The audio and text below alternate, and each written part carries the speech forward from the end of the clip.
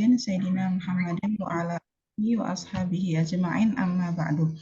Alhamdulillah, senang sekali ya bisa ketemu lagi setelah 2 pekan kemarin, libur lah hitungannya ya. Sebenarnya diniatkan mungkin Kamis yang kedua itu Tata bisa tetap nge-Zoom gitu, karena Kamis yang pertama memang ada agenda yang tidak bisa ditinggal. Tapi ternyata cuma perasaan doang masukin kitabnya. Ternyata nggak masuk di tas ya, Masya Allah gitu. Jadi nggak bisa akhirnya juga Kamis yang lalu ya. Semoga semangat kita tetap terjaga ya, karena ini sebenarnya mungkin tidak banyak lagi pembahasannya, tinggal kemudian mengulang-ulang atau mendetili apa-apa yang sudah terbahas di depan. Mulai dari di bab yang terakhir ini kan kita masih membahas tentang persiapan ya, kemudian nanti akan lanjut pada bagaimana pelaksanaan pernikahan itu sendiri, baru masuk pada kehidupan rumah tangga, talak, dan seterusnya ya. Baik, kita buka dulu dengan sama-sama membaca Ummul Kitab dan salawat kepada Rasulullah Sallallahu Alaihi Wasallam.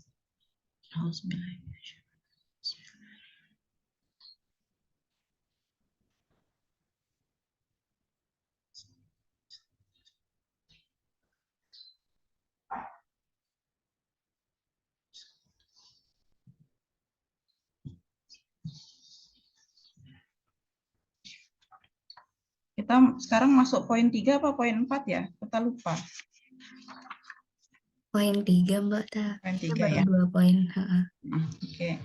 Jadi poin yang pertama kemarin kan insya Allah sudah clear ya tentang bagaimana seorang laki-laki memilih pasangan yang baik ya, memilih calon istri sekaligus calon ibu bagi anak-anaknya.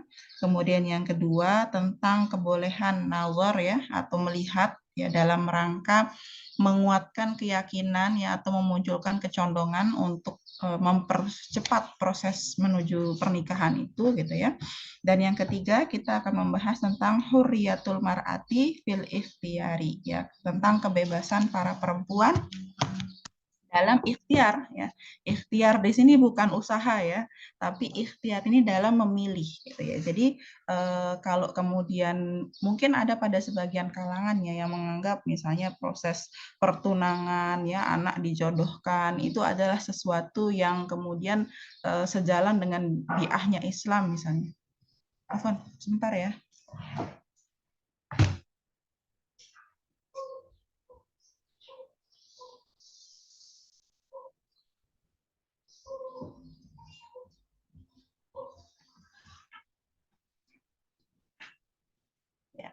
Jadi ada sebagian anggapan yang kemudian mengatakan bahwa di dalam Islam itu biahnya adalah anak perempuan tuh dijodohkan gitu ya, atau harus dicarikan oleh orang tuanya dan mereka harus manut dan lain sebagainya. Di satu sisi bukannya tidak boleh sih ya kemudian dicarikan oleh orang tua atau kemudian dijodohkan mungkin dengan anaknya sahabatnya orang tua gitu ya. Tapi kemudian di sini yang harus diperhatikan adalah bahwa para perempuan itu hatta mereka dijodohkan, mereka tetap memiliki kebebasan untuk memilih ya perjodohan atau kemudian bagaimana dicarikan itu tidak menjadi sesuatu yang wajib mengikat mereka ya atau kemudian mereka dikatakan berdosa misalnya ketika menolak ininya orang tua gitu ya. Nanti akan terlihat ya dari dalil-dalil yang disampaikan di sini gitu ya. Waliyakun makluman dan adalah diketahui annahu la yajuzu ikrahul balighati bahwasannya tidak diperbolehkan untuk memaksa seseorang yang balik ya yakni perempuan ala nikahi untuk menikah bikron kanat ya entah dia itu perawan ya masih gadis ausiaban atau dia sudah janda statusnya.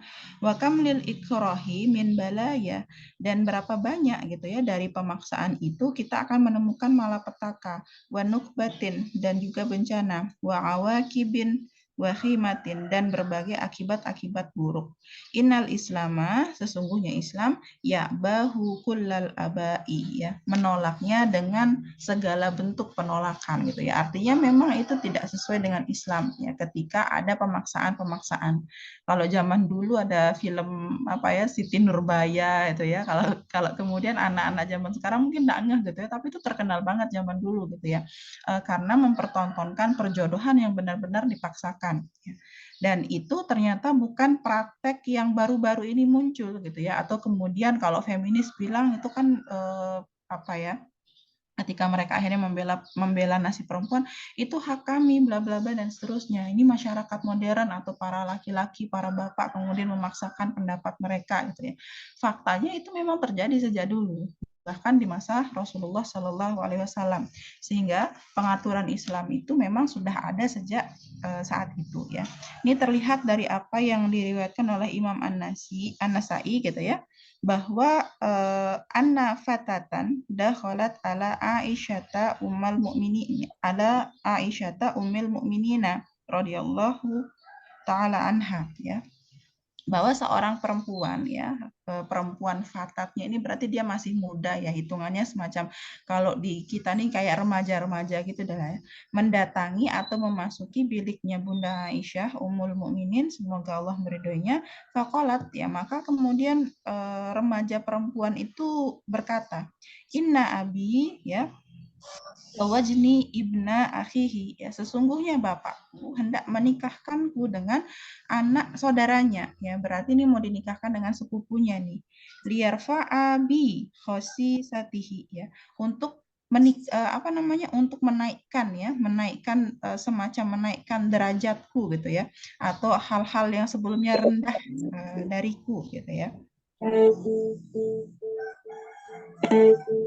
Wa ana karihatun ya, dan kemudian aku ini sebenarnya tidak suka atau aku ini benci dengan hal itu. Qalat ya, kemudian Aisyah berkata, ijlisi hatta ya'ti Rasulullah sallallahu alaihi wasallam. Duduklah sampai datang Rasulullah sallallahu alaihi wasallam.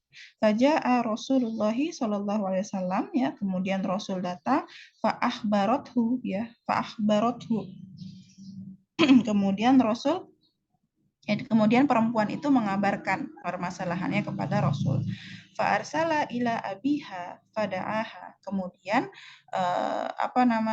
Rasul mengutus seseorang ya kepada ayah perempuan tersebut dan memanggilnya ya. Jadi diminta datang bapaknya, faja'alal amra ilaiha. Kemudian menyampaikan keputusannya itu kembali kepada siapa? Ilaiha, kepada perempuan itu gitu ya. Faqalat, maka perempuan itu berkata, ya Rasulullah, wahai Rasulullah, qad ajaztu ma sana'a abi gitu ya. Sungguh aku telah meluluskan apa yang telah dilakukan ayahku kepadaku gitu ya. Walakin aradtu an a'lama al apa ini ya? Bentar, ini kayaknya cetakannya salah ini ya. Jadi yang pasti kemudian perempuannya ini berkata, akan tetapi aku ingin tahu apakah bagi wanita itu ada hak dalam hal ini gitu ya. Jadi sebenarnya perempuan ini nih bukannya tidak setuju gitu ya. Perempuan ini tidak mau dengan laki-laki yang dijodohkan oleh bapaknya atau tidak suka dengan sepupunya itu.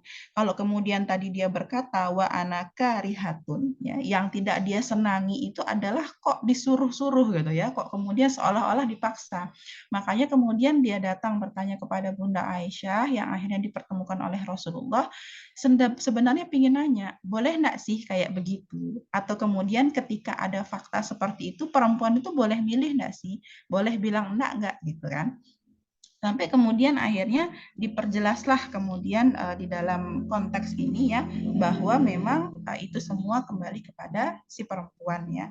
Faja'alal amru ilaiha. Hal itu dikembalikan kepada para perempuan gitu ya. Nah, maka hal ini sebenarnya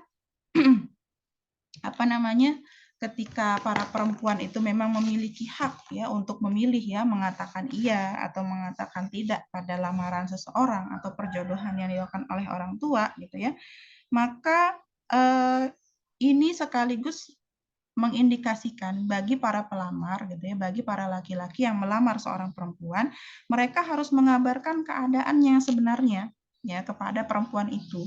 Jadi tidak kemudian juga lamar-lamar tapi kemudian si perempuan ini disuruh milih tanpa mengetahui fakta laki-laki ini seperti apa ya, apakah mungkin ada kondisi-kondisi khusus yang harus diketahui gitu ya. Karena kalau kemudian tidak ada pemberitahuan ya atau tidak ada kabar tentang kondisi si laki-laki ya, ini bisa kena pada hadis Rasulullah Shallallahu Alaihi Wasallam, man gosyana falaisa minna. Ya barang siapa yang menipu kita, maka ia bukan termasuk golongan kita katanya. termasuk penipuan ternyata, akhwati fillah gitu ya. Jadi kalau kemudian lamar-lamar terus mungkin kirim CV palsu gitu ya, pakai foto-foto orang gitu ya, terus bikin cerita-cerita bohong gitu kan. Nah, itu termasuk sebuah penipuan dan itu bukan bagian dari golongan Rasulullah Shallallahu alaihi wasallam. Jadi memang ada kewajiban bagi pelamar itu untuk menyampaikan kondisinya sebagaimana sebenarnya gitu ya. Dan ini kalau dari syarahnya itu dikatakan lebih banyak berkaitan dengan fisik ya, kondisi-kondisi fisik, misalnya ada penyakit-penyakit tertentu ya, ada cacat mungkin, atau ada hal-hal yang nanti sekiranya itu berkaitan dengan pelaksanaan kewajiban dia sebagai suami. Ya, mungkin ada kekurangan fisik atau kondisi medis yang membuat dia tidak bisa optimal dalam mencari nafkah gitu ya, atau ada kondisi fisik yang nanti itu berkaitan dengan hal-hal seputar berketurunan dan lain sebagainya gitu ya, maka itu harus disampaikan ya, untuk menjadi pertimbangan si perempuan dalam ikhtiar ya, dalam memilih. Nah, kalau aib bagaimana gitu ya, apakah perlu kemudian diceritakan aib gitu? Misalnya mungkin ya, misalnya ada yang pernah berzina, ada yang kemudian pernah begini, pernah begitu ya, ada kisah-kisah masa lalunya yang mengerikan gitu ya. Nah, para ulama itu rata-rata kemudian menjelaskan tidak perlu menjelaskan aib di dalam proses ta'aruf itu sendiri gitu ya, baik pada pihak laki-laki maupun pada pihak perempuan. Kenapa ya? Karena sebenarnya kan Allah sudah menutup aib itu. Ya, jadi kalau kemudian Allah sudah menutup aib itu, kita tidak perlu membukanya lagi. Kita tidak perlu kemudian untuk menceritakan itu. Kecuali kemudian nanti dalam urusan persaksian ya. Dalam urusan persaksian atau memang ada kebutuhan untuk mengetahui hal itu jika itu misalnya berkaitan dengan penyakit gitu ya, sehingga nanti mungkin dokternya butuh riwayat yang lengkap ya, di masa lalunya ada apa-apa gitu ya, maka itu bisa diceritakan. Tapi pada umumnya bahkan dalam kondisi ta'aruf, aib-aib seperti itu tidak perlu diceritakan ya. Taubatlah gitu ya, kalau nasihatnya Ustadznya waktu itu taubat terbaik ya, taubatan nasuha yang bisa kita lakukan, maka sudah selesai ya, tidak perlu diceritakan ya. Tadi ya, kalau kemudian yang terkait memberitahukan misalnya ada masalah terkait kesuburan, itu adalah perkataannya Umar bin Khattab ya. Beliau berkata, akhbaroha annaka aqimun ya. Kabarkanlah kepada si perempuan sesungguhnya engkau itu misalnya mandul gitu ya, tidak bisa punya anak. Kalau sekarang kan insya Allah sudah banyak ya pemeriksaan. Kalau kemarin kita membahasnya lebih kepada melihat bagaimana keluarganya ya, apakah kemudian tipikal keluarga yang subur gitu ya, banyak anaknya gitu. Kalau sekarang misalnya mau tes dulu sebelum nikah gimana? Ya boleh-boleh aja, walaupun tidak wajib ya, tapi boleh-boleh saja misalnya mau cek-cek dulu kesehatan reproduksi pasangan. Tapi kalau dalam sistem kapitalisme kayak sudah menjadi wajib ya, screening pranikah itu termasuk sampai ngecek kesuburan, sampai ngelihat nanti kromosom calon istri, kromosom calon suami, apakah akan menghasilkan anak yang punya resiko cacat dan lain sebagainya ya. Ya tidak sepenuhnya terlarang sih ya, tapi kalau kita di Indonesia mungkin agak-agak tidak affordable gitu ya, tidak ada pemeriksaan seperti itu gitu. Kemudian di dalam Musnad Al-Firdaus ya, Ad-Dailami itu meriwayatkan ya salah satu hadis dari Bunda Aisyah radhiyallahu anha, bahwasannya Rasul bersabda ya, Iza khotaba ahadukum almar'ah ya, jika salah seorang di antara kalian melamar seorang perempuan, wa huwa yakhdibu bisawadi, sedangkan ia menyemir rambutnya dengan warna hitam, fal yu'limha annahu yakhdibu ya, hendaknya ia memberitahukan pada si wanita bahwa ia memakai semir. Karena kalau kemudian datangnya rambut hitam gitu ya, kemudian ternyata sebenarnya rambutnya sudah abu-abu gitu ya, sudah putih gitu, itu nanti termasuk pada penipuan. Jadi memang harus dikabarkan. Dan ini menjadi referensi perempuan tadi ya, untuk kemudian memutuskan menjawab iya atau tidak. Lanjut yang keempat ya, ala qatul khutubati bid'wal ikhtibari ya. Hubungan-hubungan dalam khitbah gitu ya, atau pasca khitbah itu sendiri dengan motif penjajakan. Nah, ini terbaca nih kira-kira maksudnya apa ya. Ini ini lazim ya, lazim terjadi kemudian di zaman sekarang setelah lamaran kemudian sudah kayak suami istri itu loh.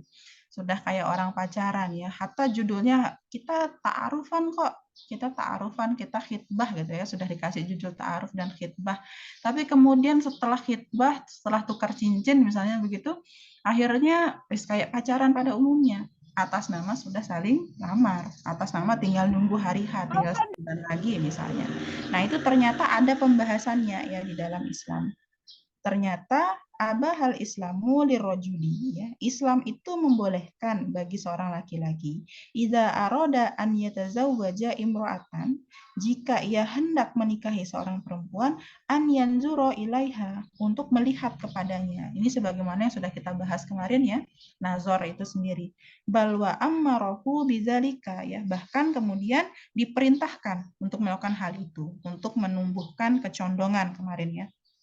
Wa ma fauqa dzalika, dan apa-apa yang lebih dari itu ya, lebih dari nazar itu, min taswili syaitani ya, itu adalah bagian dari godaan atau tipuan setan, wa taqlidil kafaroti, dan itu adalah bagian dari taklid kepada orang-orang kafir.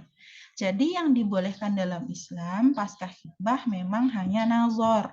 Ya, kalau kemudian ketemuan, pergi makan bareng gitu ya, pergi apa ya, fitting bareng misalnya ya, apalagi prewedding ya, foto prewedding misalnya ya, itu bagian dari tipuan setan, bagian dari kita bertaklid kepada orang-orang kafir. Padahal di dalam hadis kan dikatakan ya, kalau kita tasyabuh bil kufar gitu ya, kita setipe, segolongan dengan mereka. Kita seolah-olah bagian dari kaum mereka gitu ya.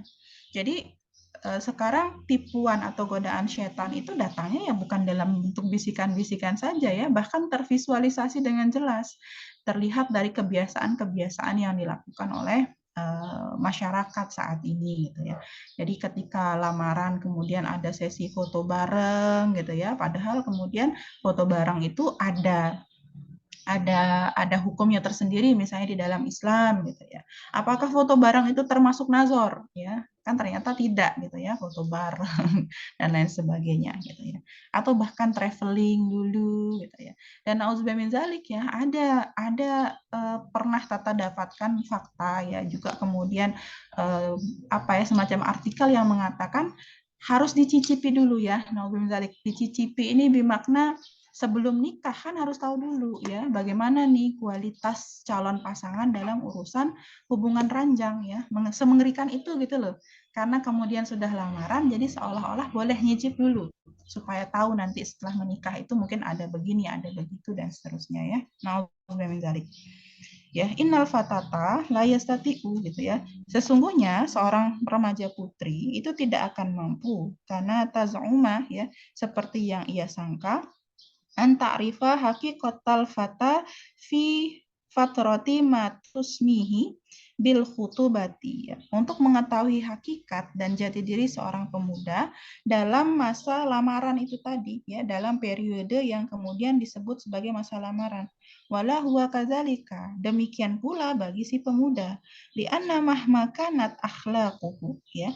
Karena sesungguhnya ya, bagaimanapun kondisi akhlaknya ya, fasidatan ya, entah kemudian dia itu amat sangat rusak ya, wa munhatotan, dan juga sangat-sangat rendah gitu ya, fa innahu yahrusu ala an la yazhara minhu illa ma yurghabu fihi, maka pasti ya pemuda itu tadi akan berusaha maksimal ya untuk menunjukkan atau menampakkan dari dirinya itu hanya hal-hal yang baik saja ya, atau hal-hal yang dia kehendaki saja yang dia tunjukkan.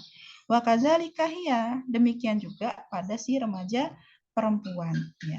Sehingga gitu ya, kalau kalau ada yang kemudian mengatakan ya, laki-laki itu kalau misalnya ada maunya wes pokoknya bagus banget gitu ya. Kalau misalnya sudah ngelamar perempuan, apapun yang diminta perempuan itu pasti akan dia iakan ya. Atau kalau sudah dalam rangka pingin membuat yang perempuan itu benar-benar kepincut sama dia, dia akan melakukan segala cara ya, melakukan hal-hal yang baik ya.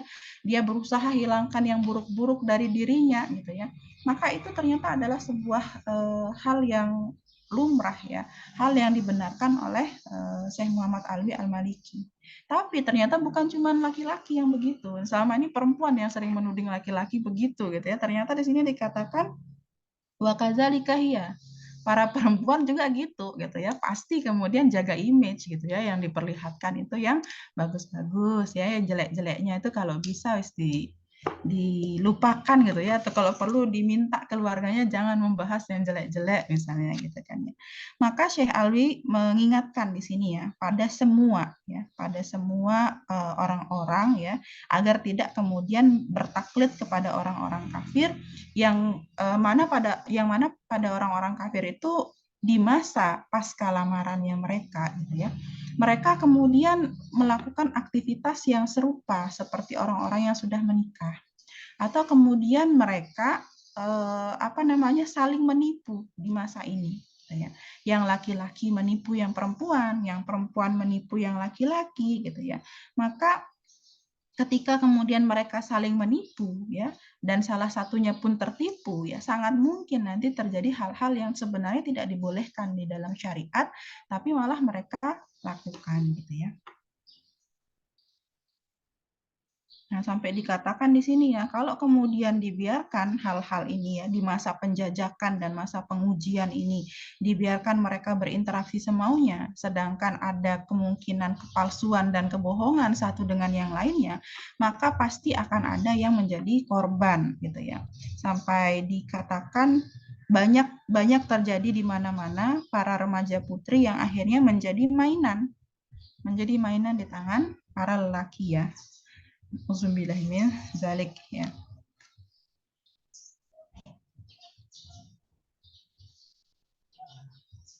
Ya, ditegaskan di sini ini memang tak ada dalil-dalil khusus yang dibahas ya, tapi kemudian disampaikan di bagian akhir bahwa wa kam ra'aina min masaibi wa balaya taqa'u bisababin hazihil fikratil khabisati.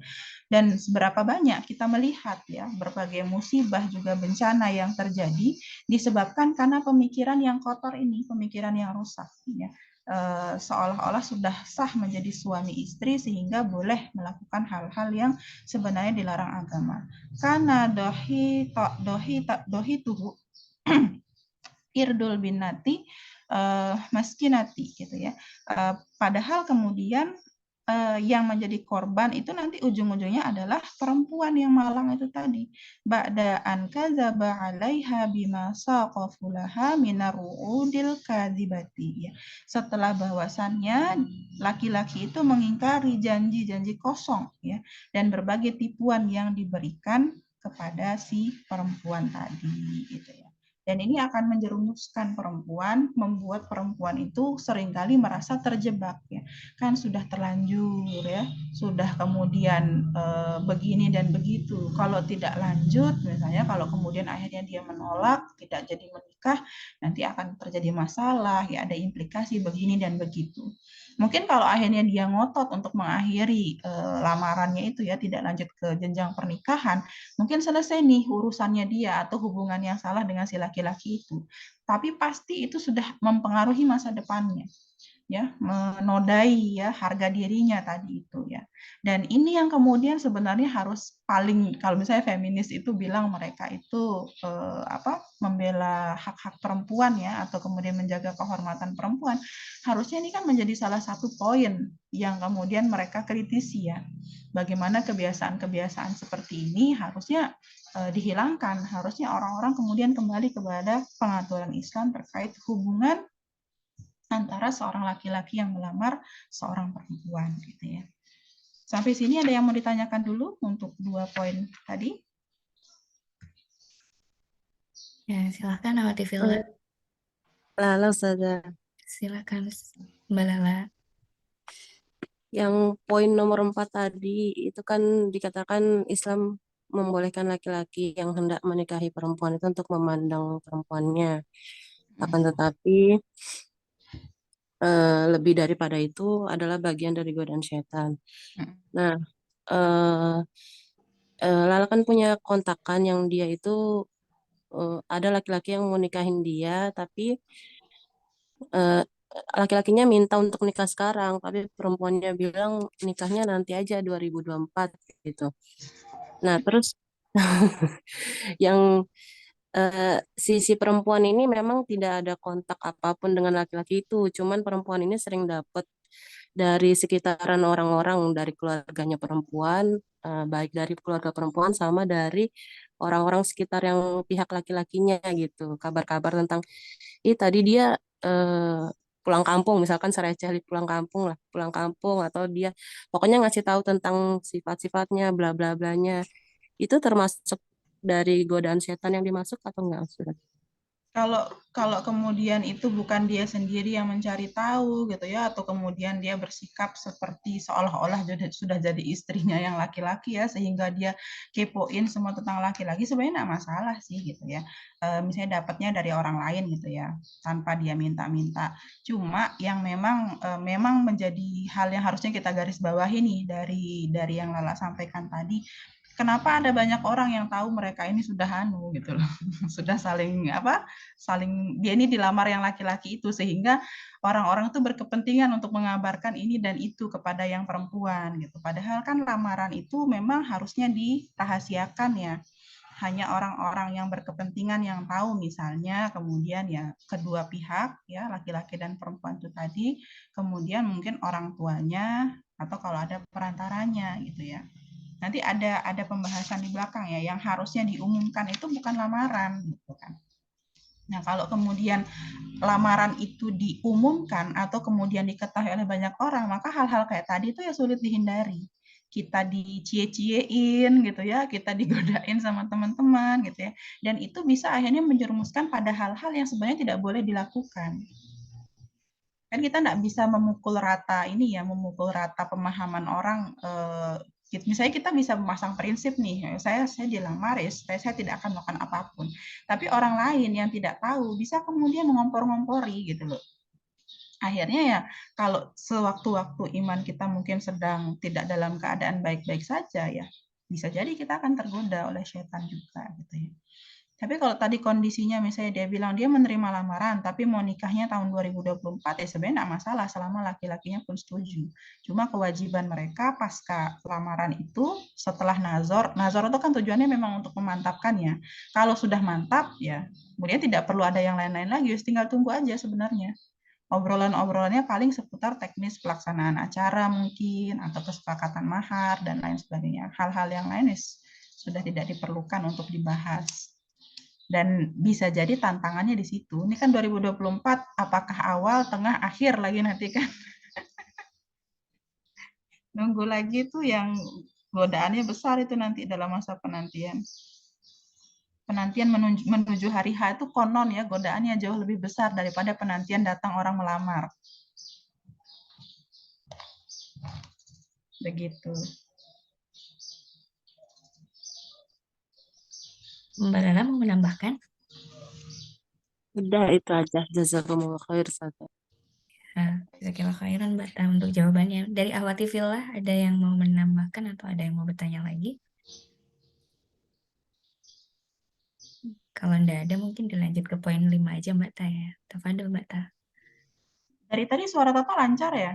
Alhamdulillah lancar Mbak Ta. Oh iya. Soalnya video Tata dia putus-putus gitu. Iya, kalau videonya delay. Tapi gitu. Ya sudah. suaranya lancar. Atau dimatiin aja ya videonya ya? Oh, nggak apa-apa Mbak Ta. Oh, enggak apa-apa ya. Oke, yang kelima ya, al-mahru ya, mahar. Nah, mahar ini juga perlu kita ketahui karena seringkali menjadi pembahasan panjang ya sebelum menikah gitu ya. Dan pembahasannya seringkali tidak hanya melibatkan dua pihak ya, laki-laki dan perempuan, terlibat banyak orang di dalamnya. Nah, sebenarnya seperti apa sih gitu ya. Wahwa wajibun ala rojuli ya, dan adalah suatu kewajiban bagi seorang laki-laki, yajibu an yablulahu lizaujati ya, dia wajib untuk kemudian menyerahkan pada seorang perempuan yang menjadi istrinya. Wal mahru allazi aujabahul Islam ya, dan mahar adalah sesuatu yang diwajibkan oleh Islam, lam tuhaddid qimatuhu, tidak dibatasi kimahnya atau nilainya ya, termasuk di sini besarannya. Wa yakhtalifu bi qudratir rajuli, dan dia berbeda sesuai dengan kemampuan laki-laki al-maliyati. Apanya? Kemampuan dari sisi maliyah, dari sisi hartanya. Au ittifaqir au ittifaqiz zaujaini, ya, atau kemudian kesepakatan, ya, sesuai dengan kesepakatan suami istri tadi, gitu ya. Jadi mahar itu memang statusnya wajib, ya, wajib diberikan. Ada pernikahan tapi tidak ada mahar, maka batil, ya, akad nikahnya tidak terjadi itu sebenarnya, ya. Hubungan-hubungan yang dilangsungkan setelahnya, ya, pernikahan tanpa mahar itu maka dia bukan sesuatu yang sesuai dengan syariat, gitu ya. Tetap dianggap mereka tuh sebenarnya bukan suami istri.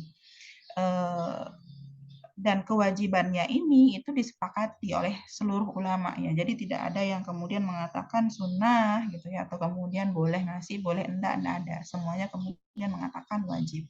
Dan perempuan itu, bentar ya.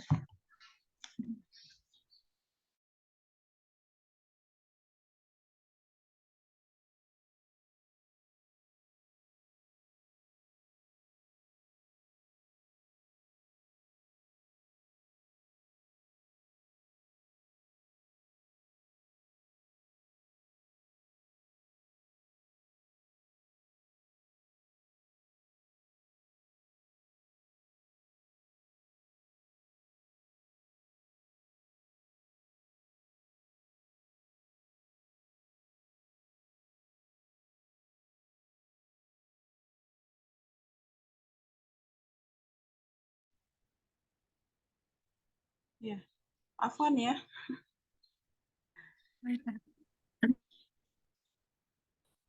Oh, itu laptopnya lagi kenapa mungkin. Ya, jadi terkait dengan mahar tadi ya. Sampai mana tadi? Oh ya, seorang perempuan, ya, itu kemudian bisa menentukan sendiri, ya, berapa besaran mahar yang dia inginkan. Sebenarnya mahar ini milik siapa, gitu ya? Mahar itu adalah milik istri, milik perempuan, gitu ya. Jadi ketika kemudian si laki-laki tadi dikatakan wajib memberikan, itu diberikannya kepada istri, bukan kepada keluarganya istri, bukan kepada bapaknya istri, gitu ya. Bukan juga nanti itu menjadi milik bersama setelah menikah, tidak, gitu ya. Tapi mahar itu adalah sepenuhnya milik istri, ya. Kalau misalnya di dalam Nizamul Iqtisadi kita belajar sebab-sebab kepemilikan, ya, maka harta yang awalnya di sini milik suami ya wis jadi milik istri melalui hibah dalam proses pemberian mahar itu tadi, gitu ya. Maka mahar yang diwajibkan oleh Islam itu tidak ditentukan atau tidak dibatasi kimahnya. Dia bisa berdasarkan keridoan calon istri, ya, juga kemampuan calon suami. Dan kalau kemudian nanti kita lihat di dalam hadis yang mungkin sangat-sangat terkenal itu, ya, bagaimana bahwa para perempuan yang memudahkan mahar, gitu ya, inna min yumnil mar'ati, gitu ya, sesungguhnya bagian dari keberkahan wanita taisiro khitbatiha, itu adalah mudahnya ia dilamar, wa taisiro sodaqiha, dan mudah maharnya, wa taisiro rahimiha, dan juga mudah dalam rahimnya untuk melahirkan. Jadi meskipun ini sanadnya memang dikatakan lemah, gitu ya, sanad hadis tersebut lemah, tapi memang ada hadis-hadis lain yang menunjukkan kebaikan-kebaikan. Belum lagi kalau kita bicara tentang ibrohnya, ya, ketika seorang perempuan itu, hatta dia berasal dari keluarga terpandang, tapi kemudian dia memudahkan urusan mahar bagi calon suaminya, itu pasti akan membawa kebaikan untuk rumah tangganya. Yang teringat pertama kali di benak suaminya apa? Oh, dia ini perempuan yang insya Allah memudahkan pasangannya. Oh, dia ini bukan tipikal perempuan yang kemudian menikah itu untuk mencari harta, gitu ya. Jadi maksudnya dari situ akan ada kesan tersendiri bagi suaminya, dan itu menjadi apa ya, semacam kenangan baik, gitulah ya, kenangan baik bagi suaminya selamanya. Dia akan mengingat itu terus, gitu ya. Beda halnya ketika kemudian ada perempuan yang kemudian menentukan maharnya dia mau ini, dan itu nilainya sangat besar. Bukannya tidak boleh, ya, tidak jatuh sampai kepada hukum yang haram misalnya dilakukan seperti itu oleh perempuan, tapi kemudian itu pasti akan mendatangkan keburukan di dalam rumah tangganya, gitu ya. Bisa jadi kemudian ya seumur-umur, gitu ya, suaminya mengingat itu, gitu ya. Suaminya mengingat betapa sulitnya dia untuk memenuhi permintaan mahar dari calon istrinya dulu, yang mungkin dia banting tulang, ngutang-ngutang dulu, dan lain sebagainya. Kalau kemudian ternyata nilainya besar sekali, tapi itu memang sesuai gitu ya dengan kadar kemampuan suaminya gitu ya, maka ya nggak masalah. Misalnya gitu ya, ada yang minta mahar uang 1 miliar beserta rumah, beserta mobil, perhiasan. Ya, sedangkan calon suaminya ini memang hartanya triliunan gitu ya, rumah pun tinggal dia pilih gitu. Ada beberapa rumah yang tidak masalah, itu ringan bagi calon suaminya. Tapi kalau kemudian calon suaminya memang kemampuannya di bawah itu, afdolnya dia kemudian meminta mahar itu sesuai dengan kemampuan calon suaminya. Ya. Dan yang penting kita lakukan adalah membedakan antara mahar dengan seserahan, ya, antara mahar dengan uang dapur gitu ya. Kalau kemudian bahasa orang-orang di sini tuh begitu. Gitu ya. Yang wajib itu maharnya. Adapun untuk seserahan itu tidak wajib. Untuk uang dapur ya, walaupun tidak wajib juga biasanya ya secara urfiahnya tetap ada yang diserahkan pihak laki-laki untuk kemudian keperluan walimah, misalnya seperti itu. Ya. Jadi yang dianjurkan dalam Islam meskipun tidak diatur tadi ya, tidak ditetapkan, dipatok nilainya, maka memang yang dianjurkan itu adalah tidak besar dan juga jangan sampai menjadi sebuah perlombaan. Juga jangan sampai menentukan standar ukuran mahar yang sangat tinggi sampai mundur ya, para pelamar itu mundur karena mereka tidak mampu untuk memenuhi hal itu. Karena kalau kita kembali kepada bagaimana kebaikan-kebaikan keluarga dan kebaikan masyarakat yang akan didapatkan melalui sebuah pernikahan, maka kan harusnya mindset kita sebagai perempuan ya gimana dimudahkan supaya dari proses ini muncul sebuah pernikahan dan dari pernikahan itu muncul keluarga yang akan berkontribusi untuk peradaban. Kan harusnya mikirnya begitu. Tapi kalau kemudian mindsetnya mumpung nih gitu ya, mumpung dilamar, harus minta aja gitu ya sebanyak-banyaknya. Atau kemarin nih tetangga saya gitu ya, dia minta maharnya ini, masa saya di bawah itu kan nggak enak. Itu udah jadi kayak kebiasaan juga di masyarakat. Malu gitu ya kalau maharnya sedikit. Jadi kayak terus nggak apa-apa ngutang, yang penting maharnya besar. Ya, itu sesuatu yang tidak sesuai dengan adab-adab di dalam Islam. Karena Rasulullah Shallallahu Alaihi Wasallam bersabda, gitu ya, "Ka'annakum tanhitunal fiddah min ardi hadzal jabali." Seakan-akan kalian tuh mau mengambil atau mencukil perak ya dari punggung-punggung gunung ini, gitu ya. Ketika ada seorang yang hendak menikah dengan mahar 4 awaq, ya, 4 awaq itu memang nilainya besar sekali. Jadi sampai disindir sama Rasul. Ini mau nikah atau mau ngambil perak dari gunung katanya saking banyaknya gitu kan ya Allah. Juga dalam sabda beliau yang lain ya yang ada di dalam riwayat Ashabus Sunan, Allah tughalu soduqatan nisa fa innaha law kanat makrumatan fid dunya au taqwan indallah lakana aulaku biha nabiyullah. Agar kalian itu tidak berlomba-lomba dalam nilai mahar para perempuan. Karena sesungguhnya kalau hal itu memang suatu tanda kehormatan di dunia atau sebagai tanda takwa di sisi Allah, maka yang paling berhak melakukannya itu adalah Nabi. Kalau misalnya memang kehormatan perempuan itu dinilai dari besarnya mahar, gitu, atau kemudian perempuan yang maharnya besar itu berarti takwanya lebih besar, maka pasti ada perintahnya Rasul. Pasti ada contoh yang dilakukan oleh Rasul. Tapi pada faktanya kan tidak. Kalau kita menelisik sejarah sirohnya Rasulullah ketika menikah dengan istri-istri beliau, itu kan maharnya macam-macam ya. Ada yang memang nilainya besar, ada yang kemudian maharnya itu dengan memerdekakan sang istri dari status hamba sahayanya gitu ya. Ada yang kemudian bahkan maharnya itu diberikan oleh seorang raja di Habasyah gitu kan ya, macam-macam gitu. Jadi kalau kemudian Rasul saja tidak sampai mematok harus begini harus begitu, kenapa kemudian manusia zaman sekarang ini ribet banget urusan mahar gitu kan ya, ya Allah. Sampai akhirnya kadang ada pernikahan yang ditunda, tunggu pihak laki-lakinya siap untuk menyerahkan mahar gitu ya, tuh saya saking besar nilai maharnya itu. Kayak kemarin sinetron apa ya, kayaknya itu sinetron Malaysia gitu loh, filmnya Malaysia.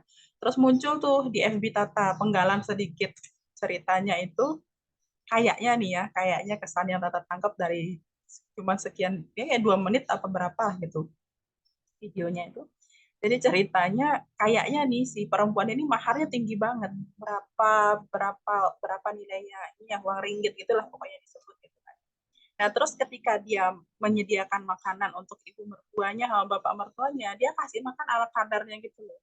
Akhirnya yang keluar dari mulut ibu mertuanya itu, oh gini nih yang maharnya segitu. Maksudnya sampai disebut gitu sama ibu mertuanya. Mungkin kalau di sini tuh ini nih yang katanya 200 juta kayak gitu misalnya.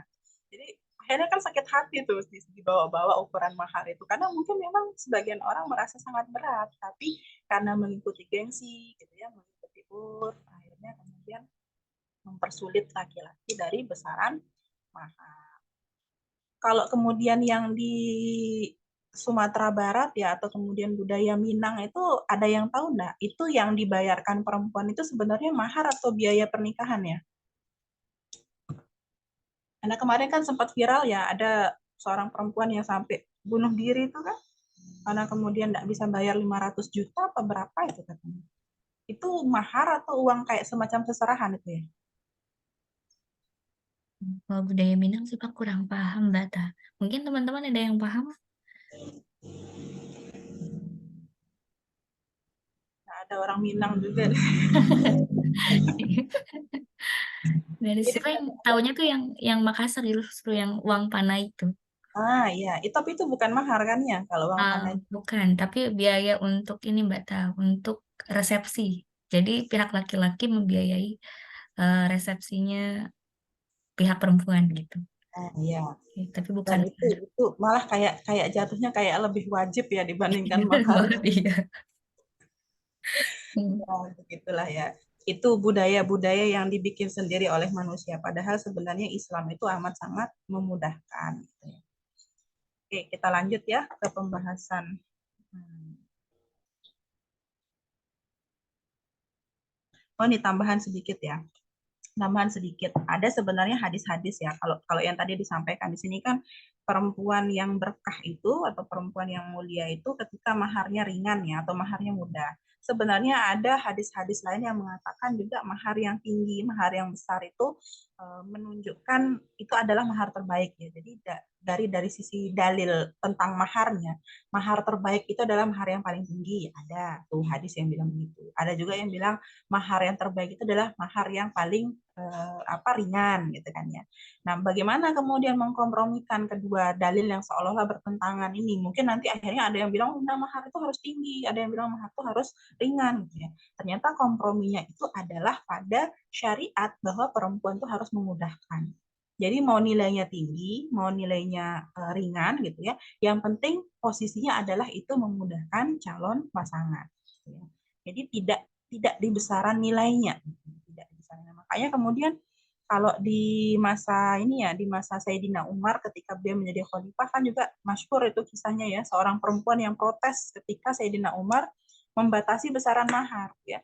Niatannya Sayyidina Umar itu kan agar mudah itu, agar memudahkan para lelaki ya. Mereka tidak diberatkan oleh besaran mahar. Tapi kemudian ada seorang muslimah yang protes, loh itu kan hak kami, kok diatur-atur gitu, bahkan sampai dibuat menjadi hukum positifnya daulah misalnya. Ya, akhirnya kemudian kan direvisi ya, tidak jadi kemudian ditetapkan, karena memang itu kembali kepada perempuan. Nah, mahar itu ya, apakah kemudian harus berupa harta atau kemudian boleh sesuatu yang bukan berupa harta? Ternyata jumhur ulama memang mengatakan dia harus berupa harta, ya, sesuatu yang bernilai gitu ya, maksudnya punya nilai. Atau kalau bahasa gampangnya dia bisa diuangkan. Ya. Masalah berapa nilainya itu kan bebas tadi ya, tapi dia memang harus bernilai. Kalau misalnya hafalan Quran, ya, itu bisa diuangkan enggak? Gitu. Kan kadang ada yang maharnya itu surah Quran surat Ar-Rahman gitu misalnya, Quran surat At-Tahrim. Boleh enggak? Boleh. Tapi kemudian ada sesuatu yang harusnya bernilai itu selain dari suaminya itu, calon suaminya itu misalnya nanti pas prosesi akad nikah membacakan itu ya. Yang diuangkan atau dimaterikan dari hafalannya itu adalah dia mengajarkan istrinya setelah menikah. Jadi kalau kemudian saya maharnya hafalan Quran surat Al-Baqarah misalnya ya. Kemudian sebelum akad nikah itu dia kayak setor gitu kan ya, setor di acara itu dia membaca Al-Baqarah selesai misalnya. Nah, maharnya itu baru kemudian dikatakan memiliki nilai kalau dia nanti mengajarkan istrinya untuk bisa menghafalkan Quran surat Al-Baqarah juga. Ya, atau kemudian dia mengajarkan bacaan-bacaan atau meluruskan bacaan. Jadi kayak jadi guru bagi istrinya. Disitulah letak nilainya.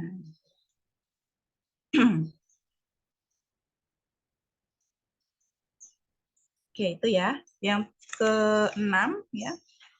Semoga cukup nih ya kita bahas sampai yang ketujuh tentang izharur rifafi wa i'lanuhu ya. Zifafi apa?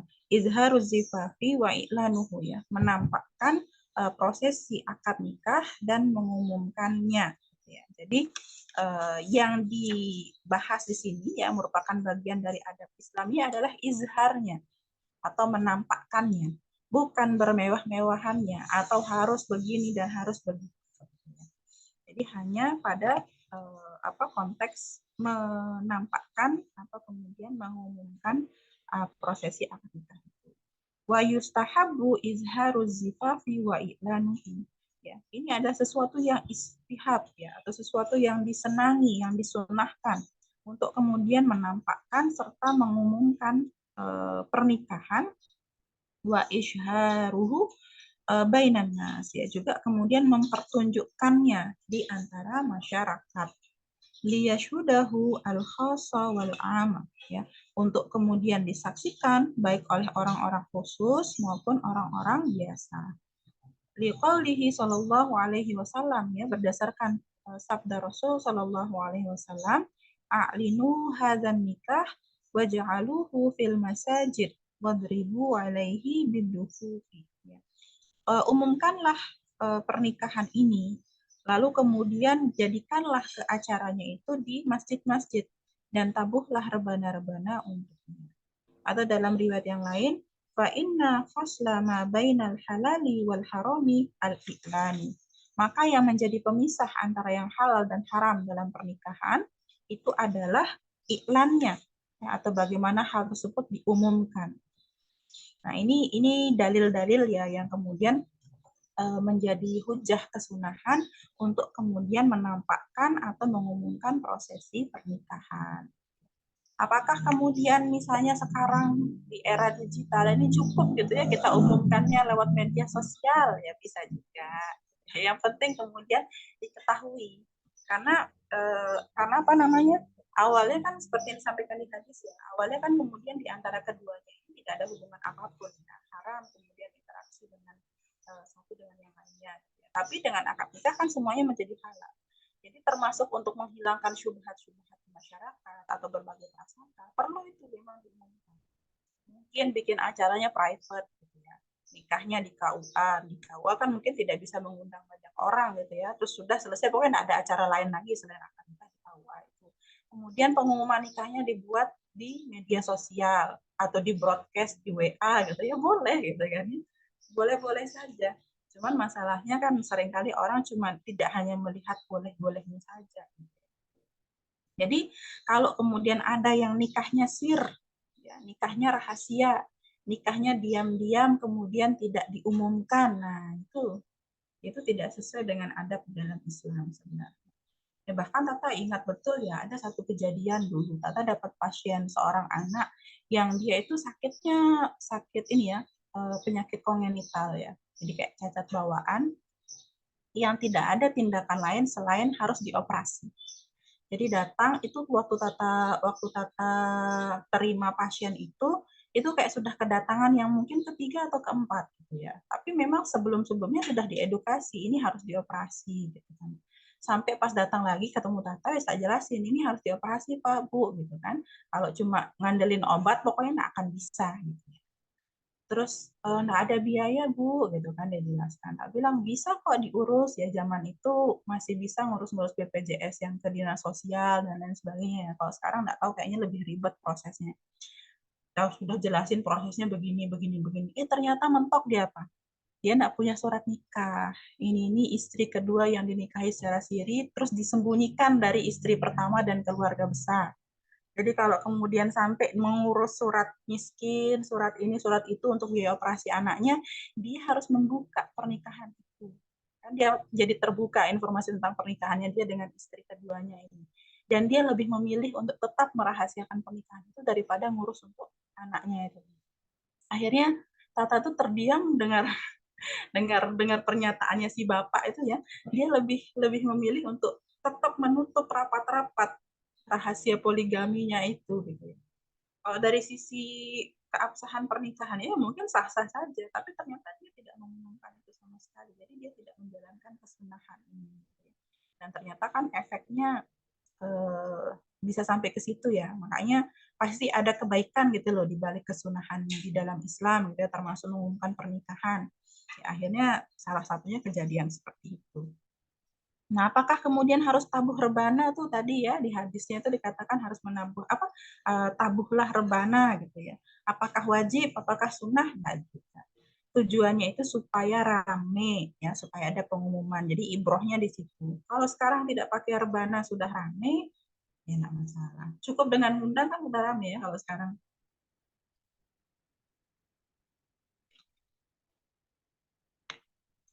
Ya. Lalu kemudian yang menjadi catatan juga di sini adalah bahwa eh, beliau ya penulis kitab mengingatkan kita ya agar menghindari ya an-nahdhara minal israfi wat tafakhuri fil mazahiri, untuk menghindari perkara yang israf atau kemudian tafakhur ya, ada kesombongan ya di dalam pelaksanaan prosesi akad nikah itu tadi, alladzi yusabbibu katsiran minal fatani wal madari ad-diniyati wad dunyawiyati, ya, yang bisa memunculkan berbagai macam fitnah serta bahaya, baik bahaya dari sisi agama maupun dari sisi duniawi. Jadi kalau kalau ini sebenarnya nyambung tadi ya dengan mahar itu ya, bahwa kemudian saling berlomba-lomba ya, kalau kemudian kemarin kemarin saudaranya nikahnya begini, maka dia harus nikahnya begitu, atau kan keluarga besar kita ini keluarga terpandang, masa nikahnya cuman begini, jadi akhirnya bikin harus acara besar-besaran juga. Itu tidak sesuai dengan adab-adab di dalam Islam sebenarnya. Kalau misalnya mampu boleh ya dengan acara yang besar ya silahkan gitu ya. Tapi kalau kemudian adabnya sebenarnya tidak perlu sampai berlebih-lebihan atau bahkan menjadikan itu sebagai bentuk kebanggaan ya untuk disombong-sombongkan. Nah, ini juga ya menjadi catatan yang harus dihindari ya, adalah kebiasaan-kebiasaan buruk ya, al-adatil fasidati minat allati tajri bainan nas al-yaum. Kebiasaan-kebiasaan buruk yang terjadi di masyarakat sekarang. Misalnya apa? Kadukhuli zauji bainan nisa'i wa dukhuli ikhwanihi wa ahlihi ma'ahli, ya. Wa ikhtilati haula'i bi ahli zaujati wa aqaribiha wa akhdhihim aswari al-fotografiyati duna haya'in minallahi wa duna ghairatin alal hurumati au ihtiramin li'azamatil makani wa jalalil harimil muhtaram. Jadi yang harus kita jauhi nih sesuatu yang sudah biasa di masyarakat. Sesuatu yang biasa itu apa? Masuknya pengantin pria di kalangan para wanita, masuk dan berbaurnya saudara-saudara dan keluarga pengantin pria dan keluarga dari pengantin perempuan, padahal mereka ini berlainan jenis ya, itu ikhtilat itu maksudnya. Kemudian foto-foto bersama tanpa rasa malu kepada Allah, tanpa punya rasa cemburu terhadap hukum-hukum agama, atau tanpa menghiraukan keagungan tempat serta keagungan tanah haram yang mulia. Itu dikatakan sebagai sesuatu yang qabih, ya, sesuatu yang tercela dikatakan di sini. Dan bagian juga dari hal-hal yang tidak disukai di dalam Islam. Jadi kalau kemudian kita dalam pernikahan, dalam proses ta'aruf itu mensyaratkan ya, kita menghendaki acaranya itu misalnya harus infisol ya, infisol tam, harus kemudian tidak ada sesi foto-foto yang begini begitu gitu ya, tidak ada istilah bahkan di antara keluarga mempelai perempuan dan mempelai pria, itu bukan karena kita kegayaan atau karena kita eksklusif gitu ya, bukan karena kita sok-sok alim gitu kan ya, tapi memang itu bagian dari adab Islam yang seolah-olah sekarang menjadi sesuatu yang asing hanya karena budaya di masyarakat itu sudah terlanjur berbeda. Hanya karena mungkin dalam sekian abad ini gitu ya, yang terbiasa dilakukan di masyarakat itu adalah yang bertentangan dengan syariat. Ya. Bahkan kan sering yang terjadi itu adalah mereka menganggap pemisahan-pemisahan seperti itu adalah sesuatu yang identik dengan bangsa Arab saja. Tapi nanti ketika melihat anak keturunannya orang-orang Arab, nikahnya kok enggak juga infisol gitu ya. Nikahnya bahkan tidak nutup aurat, ya tetap ada sesi, apa tuh kalau nikahnya orang Barat itu first dance itu mereka nari bareng gitu ya, dansa-dansa bareng gitu. Itu kan banyak yang ngerjain kayak begitu. Jadi akhirnya jadi hujah lagi, orang Arab tuh nikahnya kayak gini loh, berarti enggak masalah. Ngapain kemudian kita standarkan kepada kebiasaan-kebiasaan yang ternyata tidak berasal dari syariat Islam. Kemudian lanjut ya yang terakhir ya, tentang al-walimah, tentang walimah atau walimatul urs ya, tentang pesta pernikahan. Jadi walimah ini memang kita memaknainya pesta, tapi sebenarnya kalau kemudian dijelaskan dari sisi bahasa, walimah itu artinya ngajak makan. Jadi memang dalam walimah itu nanti ada prosesi makan-makan. Wahia adabun minal adabil matlubati fizifafi, dan dia adalah resepsi ini ya merupakan salah satu adab yang kemudian dituntut di dalam pernikahan. Fafil hadis sahihi, maka dalam hadis sahih ya dikatakan aulim walau bisyatin, ya buatlah walimah meski hanya dengan satu kambing. Ya, dan juga kemudian anla taktasiru al-walimatu alal agniya, ya, dan janganlah walimah itu atau pesta itu dibatasi hanya untuk para agniya atau orang-orang kaya. Faqad jaa fil hadisi an Nabi sallallahu alaihi wasallam, ya, ada hadis dari Rasul yang kemudian dikatakan dalam hadis tersebut, syarrut ta'ami ta'amul walimah, ya. Makanan yang paling buruk adalah makanan walimah. Walimah yang bagaimana gitu ya? Walimah yang yud'a ilaihil aghniya wa yutrakul fuqara, ya, yakni walimah yang diundang itu hanya orang-orang kaya, sedangkan orang-orang fakirnya itu malah dilupakan atau ditinggalkan.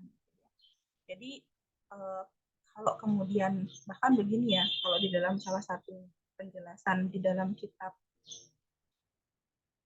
lupa itu kitab apa ya yang dibahas waktu itu ya, Bulughul Maram kalau nggak salah ya, di dalam Bulughul Maram di bab tentang pernikahan itu dijelaskan, bahkan hadis yang kedua tadi ya tentang makanan yang buruk itu ya, sejelek-jelek makanan itu adalah makanan walimah yang di sana hanya diundang orang kaya.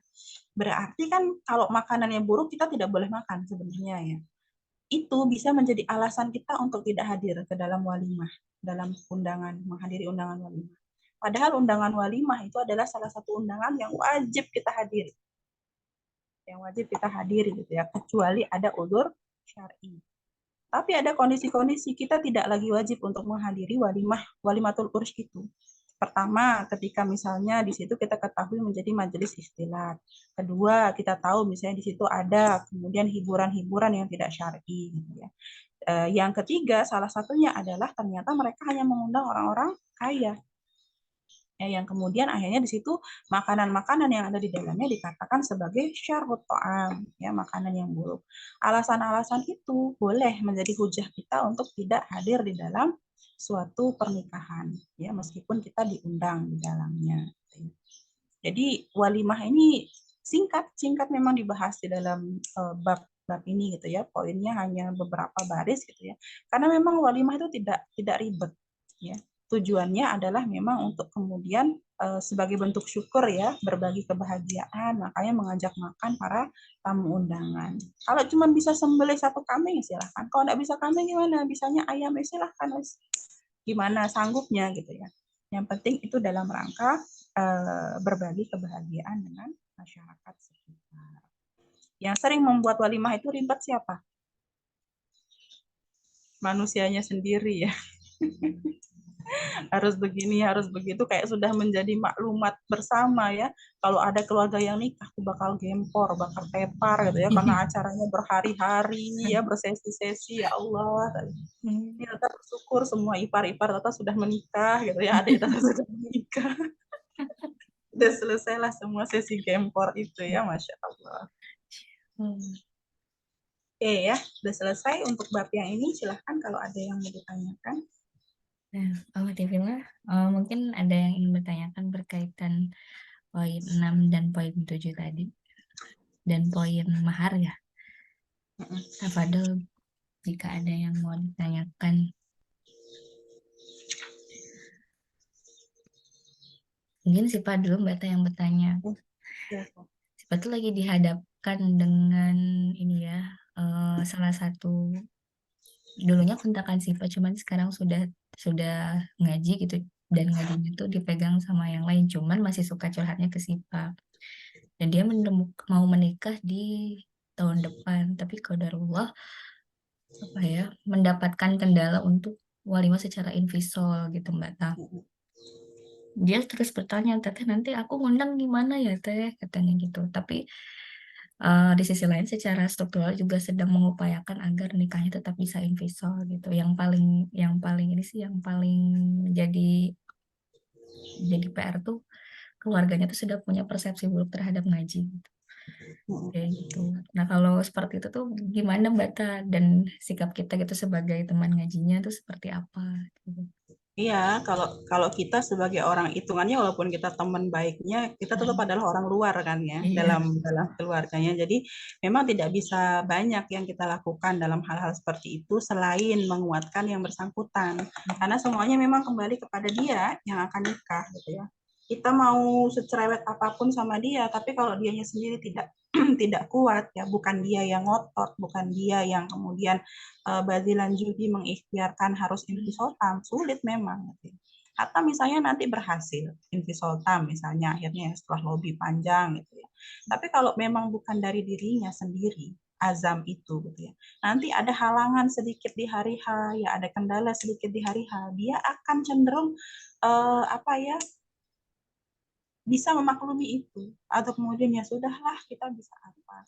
Ini berdasarkan pengalaman sekian kali mendampingi yang kemudian menikah, baik yang kemudian akhirnya berhasil invisotam maupun yang kemudian tidak berhasil invisotam, atau awalnya berhasil tapi kemudian terjadi kekacauan di tengah acara gitu.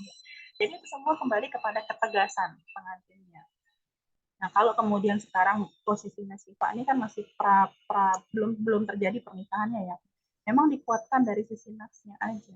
Tentang iltizam syara itu bagaimana, bahwa pernikahan itu ya kita berusaha mencari keberkahan hidup ya. Keberkahan hidup itu dari ketaatan pada syariat. Lalu keberkahan hidup seperti apa yang kita harapkan kalau ternyata syariat seputar wanita saja dilanggar.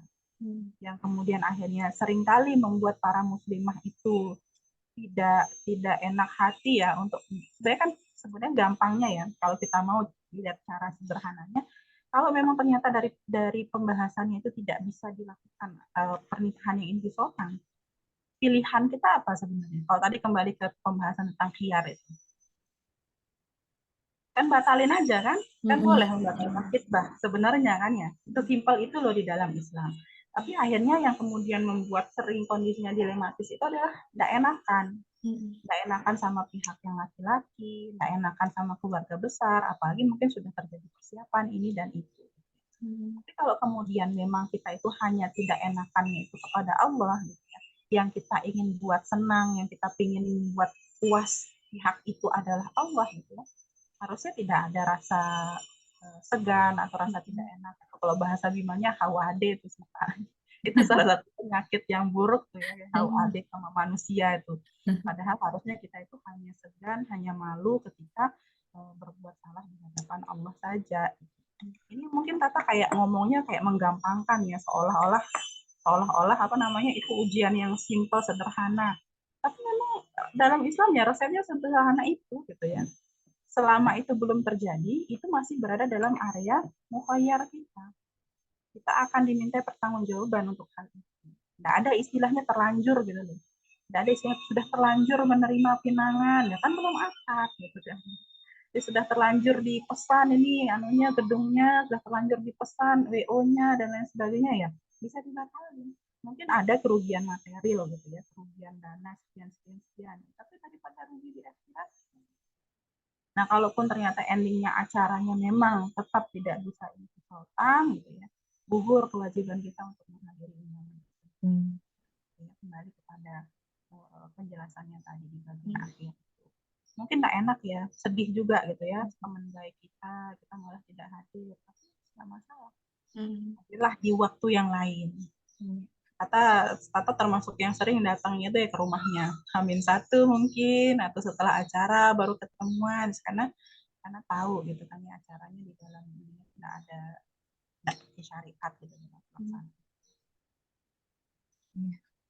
Jazakallahu khairan kasih Bata untuk penjelasannya. Dari Ahwat TV, ada yang mau ditanyakan lagi?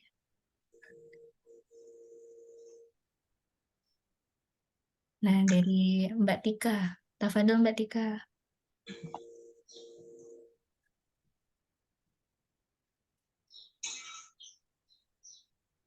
Assalamualaikum warahmatullahi wabarakatuh. Waalaikumsalam warahmatullahi wabarakatuh. Ini Ustazah, saya mau menanyakan yang di poin yang kelima tadi, yaitu mengenai mahar. Gitu. Ada tetangga saya 2 tahun yang lalu itu menikah, yang dari pihak laki-laki itu dia membawa mahar lebih dari 20 ke atas gram emas gitu. Tapi yang disebut dalam akad itu hanya 4 gram emas. Apakah sisa 4 gram emas itu adalah masuk dalam seserahan? Bagaimana Ustazah? Ya harus diperjelas ya sebenarnya kalau kayak gitu mungkin sudah ada obrolan di balik layar ya yang tidak kita ketahui gitu kan ya, makanya kenapa yang dibawa itu 20-an misalnya tapi yang kemudian disebut 4 gram, entah nanti statusnya bagaimana tuh yang selebihnya gitu ya, itu kembali pada kesepakatan kedua belah pihak sih. Bisa jadi kemudian menjadi seserahan. Nah kalau kemudian seserahan itu nanti harus diperjelas juga ini dikasihnya ke siapa. Jadi kalau kita membahas tentang asbabut tamaluk itu ya, sebab-sebab kepemilikan itu harus jelas hibah itu dikasihnya ke siapa, karena ada peralihan kepemilikan di situ. Karena kalau kemudian nanti diambil oleh orang yang tidak berhak atau dimanfaatkan oleh orang yang tidak berhak, dalam artian berarti bukan dia yang dikasih sebenarnya gitu ya. Itu ada sebuah kebatilan gitu ya, itu ada sebuah kesalahan juga. Apa harus diperjelas. Kalau statusnya memang maharnya itu 4 gram misalnya gitu ya, ya yang jadi haknya istri berupa mahar itu hanya itu. Sisanya bagaimana ya walau alam, tergantung pembahasan keluarga besar. Kan biasanya ada lah ya kesepakatan-kesepakatannya. Mungkin untuk orang tua mungkin bisa jadi gitu. Kalau mahar sih tidak bisa diambil oleh orang tua ya. Kalau di luar itu boleh-boleh saja. Ya, Ustazah. Nah, kadang juga orang-orang di sekitar itu mikirnya itu misalnya mahar yang disebut itu hanya 4 gram. Terus sisanya dari itu nanti ketika ada krisis ekonomi gitu di dalam ketika mereka jual itu masih bisa dipakai untuk bersama Ustazah gitu. Iya, harta mahar kan boleh dijual. Tadi ya istrinya memang cuma dikasih 4 gram.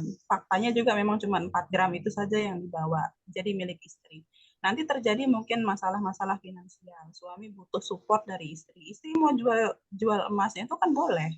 Mahar itu tidak harus disimpan selamanya. Jadi ketika sudah beralih ke kepemilikannya kepada istri, ya terserah istri mau ngapain. Kalau istri tidak mau bantu suaminya juga tidak apa-apa. Karena itu kewajiban suami. Tapi kalau saya mau bantu dengan menjual maharnya dia, boleh-boleh juga. Kalau untuk dikonsumsi bersama itu enggak apa-apa ya Ustazah? Statusnya akhirnya pemberian istri untuk suami. Infak jatuhnya. Boleh. Soalnya ada yang mengatakan uang mahar itu enggak bisa untuk untuk keperluan bersama suami, apalagi untuk makan gitu Ustazah. Soalnya boleh. Dijual maharnya. Entah nanti diganti sama suami ya, janji-janji nanti mau diganti. Kalau nggak dijanjiin diganti juga nggak apa-apa. Pokoknya terserah istri. Dan suami tidak boleh memaksa istri untuk jual gitu misalnya ya lagi butuh. Terus suaminya ingat, kan ada tuh cincin maharnya dia, terus kemudian suruh istrinya jual tuh, nih kita lagi butuh nih. Kalau istrinya nggak mau ya nggak boleh dipaksa karena itu miliknya. Tapi kalau tanpa disuruh suami, istrinya memang mau jual sendiri, kemudian dia infakkan hasil penjualannya itu untuk suaminya ya, membantu perekonomian keluarga, boleh dapat pahala juga istri itu, dapat pahala sedekah.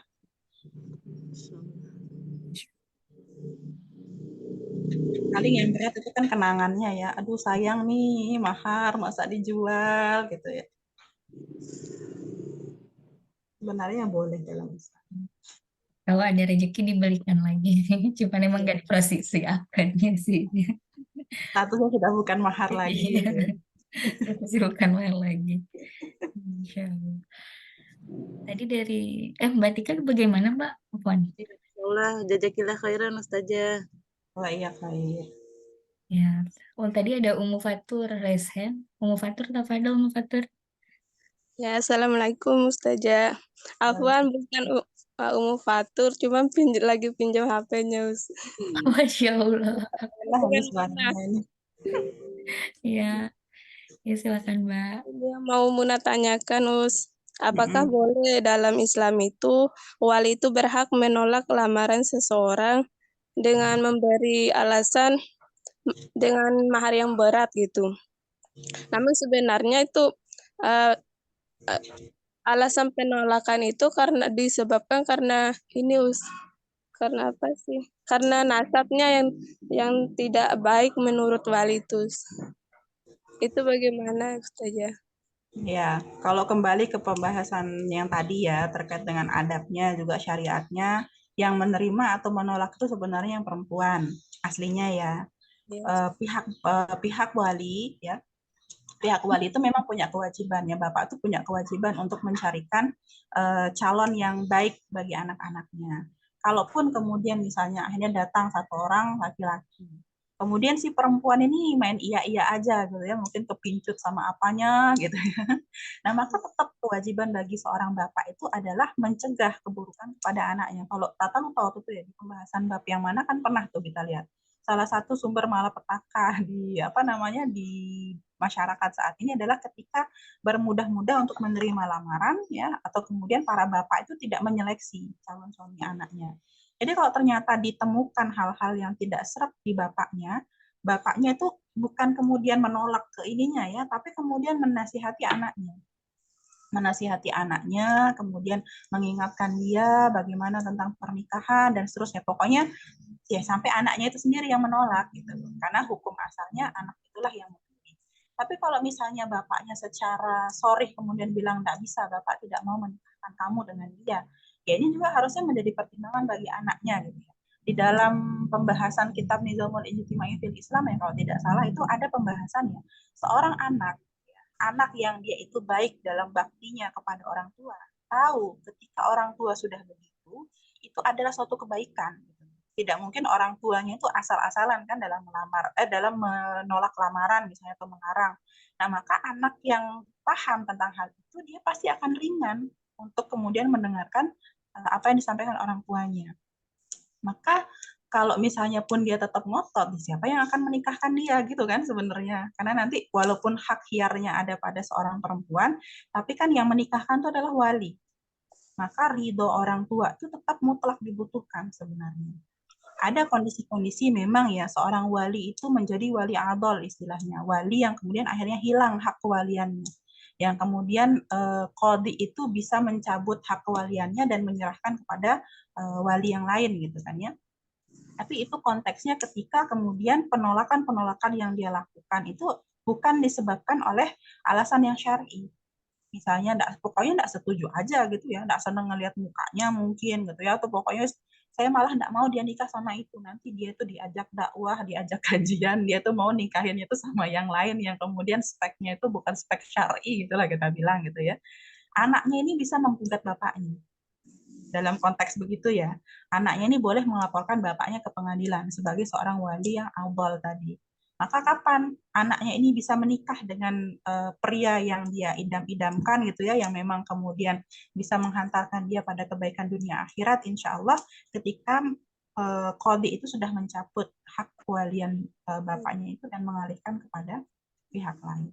Walau alam ya, apakah ada praktek seperti itu di dalam KUA atau pengadilan agama sekarang, tapi kalau di dalam Islam ya kode itu bisa seperti itu.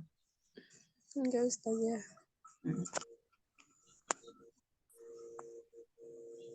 Jazakallah khairan kasir Bata untuk jawabannya. Dari aktivitas yang lain, apakah ada yang masih mau didiskusikan? Masih bisa? Masih. Bata masih bisa?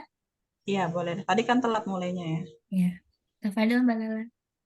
Iya, ini nggak tahu tadi Lala terlewat atau gimana. Kalau misalkan dalam Islam itu apa mahar itu memang dikasihnya pas kapan. Kalau misalkan kita contohkan ke yang Dika tadi lah misalkan ya, si cowok ini ketika datang mengkhidbah atau pas melamar perempuan itu mungkin bilangnya 20 juta, tapi nanti pas ijab kabul kenapa cuma disebutkan 4 juta gitu. Nah, bukan 4 juta tadi, ya 4 gram gitu ya, 4 juta lah misalkan. Nah, itu nanti kan masuknya ke penipuan, hadis penipuan yang tadi itu saja. Jadi mahar ini kalau dalam Islam itu diserahkannya kepada calon istri itu saat kapan? Ya, jadi sebenarnya dia diserahkan ya sebelum, kalau aslinya ya, kalau dalam prakteknya itu kan memang diserahkannya biasanya setelah ini ya, serah terima aslinya itu loh, serah terima yang akhirnya dijepret-jepret dan lain sebagainya itu kan setelah akad nikah gitu ya. Tapi sebenarnya penyerahannya itu sebelum itu sudah harus disepakati ya. Pertama harus sudah disepakati sebelum akad nikah berapa besaran yang, kan nanti kembali kepada keridoan yang perempuan. Ya, kalau misalnya aslinya dia dibilang 20 juta, terus kemudian tiba-tiba di hari H berkurang ya. Kalau perempuannya ridho ya enggak masalah. Dan enggak bisa juga sih di dalam akad nikah itu awalnya dibilang 20 juta, tiba-tiba diubah sama yang laki-laki itu pas ijab kabulnya jadi 4 juta. Tata rasa agak enggak bisa. Karena kan kemudian yang menyampaikan berapa besaran mahal pertama itu kan pihak perempuannya gitu kan. Jadi bapaknya ini, walinya ini mau menikahkan anaknya atau si pengantin perempuan dengan besaran mahar sekian. Baru nanti kan dikabul ya sama pihak laki-lakinya. Iya, saya siap menikahi dengan mahar segitu. Jadi memang sudah harus ada deal-dealan di depan. Nggak bisa kemudian diubah di tengah perjalanan oleh pihak laki-lakinya saja misalnya begitu. Nah, yang kemudian mungkin bisa ini jadi tambahan. Apakah kemudian pembayaran mahar itu harus tunai? Ya, misalnya tadi dia bilang mau kasih emas 20 gram atau uang 20 juta. Apakah harus plek-plek semuanya saat itu? Kalau dia sanggup silahkan. Kalau dia tidak sanggup itu boleh dibayar dengan cara mencicil sebenarnya. Dalam mencicil dalam kurun waktu sekian, gitu. Sekian bulan atau sekian tahun ya. Itu statusnya kayak utang jadinya. Jadi yang diserahkan ya berapa yang dia mampu. Itu menjawab enggak, Kak? Iya, menjawab Ustazah. Berarti boleh ya utang sama istrinya? Ya boleh, tapi ya besaran maharnya tetap disebutkan sesuai dengan ininya. Karena nanti kalau yang di dalam ijab kabulnya itu yang disebutkan hanya 4 juta misalnya ya, padahal aslinya dia mau ngasih 20 juta, maka sebenarnya tidak ada kewajiban untuk membayar yang 16 nanti gitu loh. Kecuali memang dia sudah deal mau 20 juta, tapi bayarnya cicil gitu. Ya tetap harus disebutkan maharnya itu 20 juta. Dibayarnya dengan mencicil gitu loh kalimatnya, bukan dibayar tunai. Gitu. Kalau kayak gitu nanti istrinya itu bisa tetap menuntut mahar itu dibayarkan lagi sisanya cicilannya setelah akad nikah. Tapi kalau tidak disebutkan dalam proses ijab kabul, mungkin enggak enak ya masa disebutnya bayarnya nyicil, cuma disebut 4 jutanya aja dah, nanti selebihnya ini istrinya sebenarnya tidak punya kewajiban. Itu kayak tidak jadi hutang gitu loh oleh suaminya. Janji yang tidak wajib tepati lah istilahnya. Gitu. Kalau mahar kan karena dia wajib ya, jadi harus dipenuhi.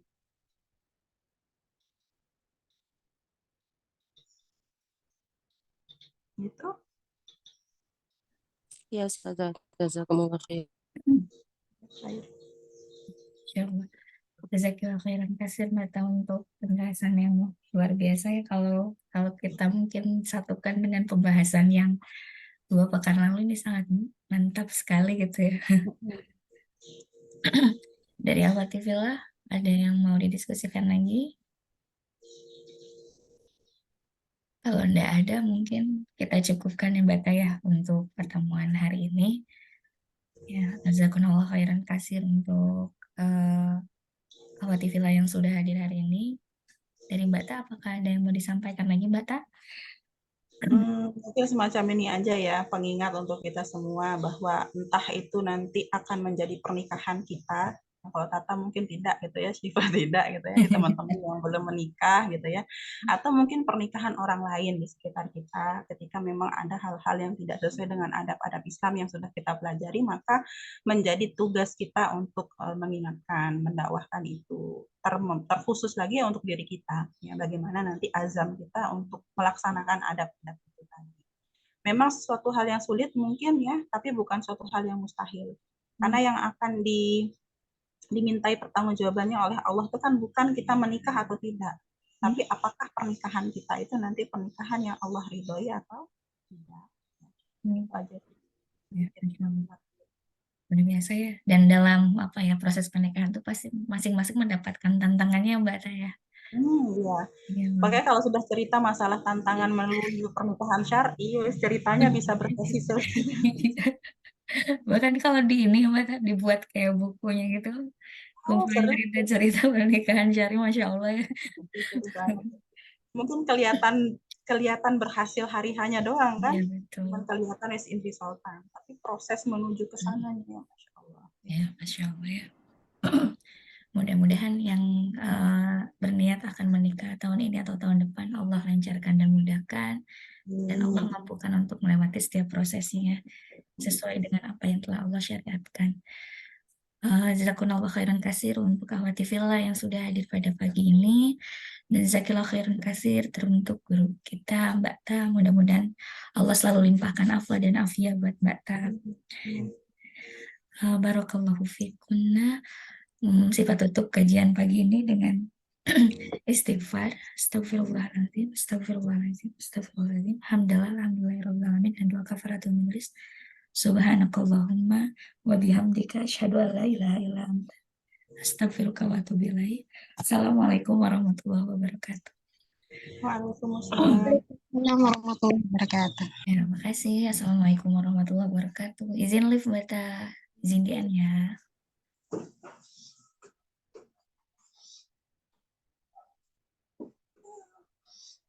Ini kasih Umi.